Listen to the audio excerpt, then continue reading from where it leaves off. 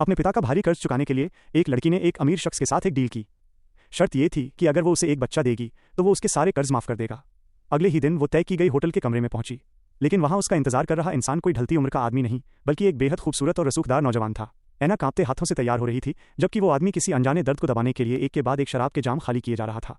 उस पहली रात दोनों के बीच एक शब्द भी नहीं बोला गया। एना ने खुद को दिमागी तौर पर कितना भी मजबूत क्यों न किया हो, फिर भी वो अपने आंसू रोक नहीं सकी। सिर्फ 3 मिनट बाद एना बिना पलटे उस कमरे से बाहर निकल गई। उसकी ये हालत देखकर जैक का दिल ग्लानि से भर गया। अगर उसके परिवार ने उस पर वारिस का दबाव न डाला होता तो वो कभी अपनी पत्नी को धोखा नहीं देता। दरअसल एक दर्दनाक हादसे में जैक की पत्नी हमेशा के लिए अपाहिज हो चुकी थी।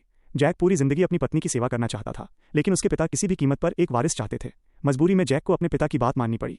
अगले ही दिन जैक ने खुद पहल की और एना को अपनी पूरी सच्चाई बता दी, क्योंकि एक अमीर और खानदानी परिवार को वारिस चाहिए था। जैक जो कुछ भी कर रहा था वो उसकी मजबूरी थी, और एना के पास भी तो कोई दूसरा रास्ता नहीं था। इस सच ने एना के दिल में जमा कड़वाहट को धीरे धीरे कम कर दिया। 10 महीने बाद एना ने एक बेहद प्यारी और स्वस्थ बच्ची को जन्म दिया, लेकिन इससे पहले कि वो अपनी नन्ही बेटी का चेहरा भी देख पाती, नौकरों ने जबरदस्ती उस बच्ची को उसकी गोद से छीन लिया। ऊपर से एना बेहद शांत नजर आ रही थी, लेकिन अपने दिल की गहराइयों में उसने अपनी बेटी को छोड़ने का मन कभी नहीं बनाया था। आने वाले 7 सालों तक हर साल अपनी बेटी के जन्मदिन पर एना उसके लिए खूबसूरत पेंटिंग बनाती रही।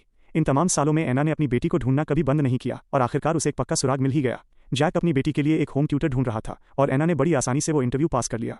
एक दासी ने एना को चेतावनी दी कि ये बच्ची इससे पहले 10 टीचर्स को भगा चुकी है, इसलिए वो भी समय रहते ये नौकरी छोड़ दे। लेकिन एना ने उस चेतावनी पर जरा भी ध्यान नहीं दिया।